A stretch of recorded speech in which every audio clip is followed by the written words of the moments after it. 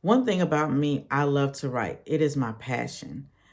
Um, and when I say I get in there and I get engulfed in the storyline or in the inspiration when I'm teaching, like, because I love to teach the word of God and I love to help people understand his word and to give it to where it's palatable, to where, you can manage it and it's not overwhelming, it's not overloading.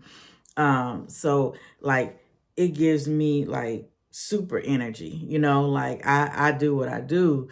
Um, but I will tell you this, and this is, one thing about me, you'll find that I'm transparent in everything that I do, right? Um, but I do get exhausted sometimes when I write. There is no happy medium in this because anytime you're doing anything that you love, when you have distractions coming in, when you're going through some things, when you're making sure that you're wanting to get right, get all the information correct that you're putting out to the people, it can become exhausting. And then you can overload yourself too. And like, for instance, there was this movie script that the Lord wanted me to write. And these are this was one of the assignments that I had to get done. It was, I mean, I had no choice. The Lord said, no, I need this done because there's a certain time it's going to go out into the earth and I need it done. So I was like, okay. And I mean, I worked tirelessly to get it done.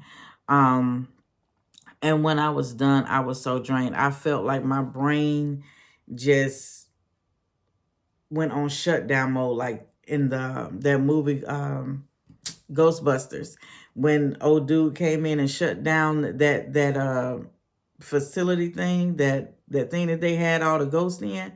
That's kind of like how my brain did, and it took me forever to get back into writing because I was so drained from writing that script because I had to get it done. I had to put it out there. Well, it hasn't been put out yet because he hasn't released it. However, it had to be done. And I was just like, man, I was so exhausted. I was so exhausted from it. And we can exhaust ourselves. And truth be told, the reason why I exhausted me so is because I did not pace myself doing it. What I did was I started writing it and then I started asking people, what you think about this, what you think about that. And I was on a roll. Then, of course, when you ask people what you think, and then all their ideologies and what they think and all that started to bombard me. And I lost my creativity in it. So whose fault was that? You know what, when God give me, I'm not asking nobody no more. That's what I came to. I said, what did I do that for? Why did I ask? I don't care how close they are to me. Why did I ask?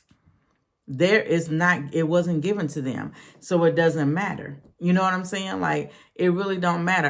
God didn't give it to you. He gave it to me. But I don't know what made me ask.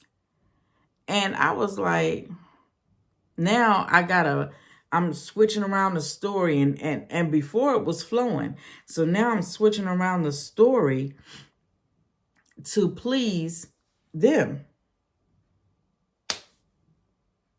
So now what? I exhausted myself by listening to somebody else based on me asking. Don't ask nobody. You do what God give you to do. And then when you go through the editing process, see, your book is already written. So when you go through the editing process, it's easier to go in and make changes versus trying to make change mid-writing. Okay? So don't exhaust yourself. When we come to the point of exhaustion, we have to take a step back and say, okay, where did I go wrong? What did I do? Because I was flowing at first. Now I'm not flowing. So what's going on? Did I take too long to come back to this book? What is it?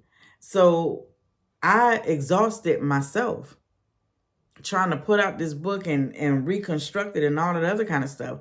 So, of course, things have got to go in and switch up and change a little bit. and I gotta, go back in and, do some editing, do some touch-ups and stuff like that. So I just want to encourage you as far as, enjoy writing. Let it energize you. Let it feed you. Let it give you life. Don't let it take from you, and don't let it exhaust you.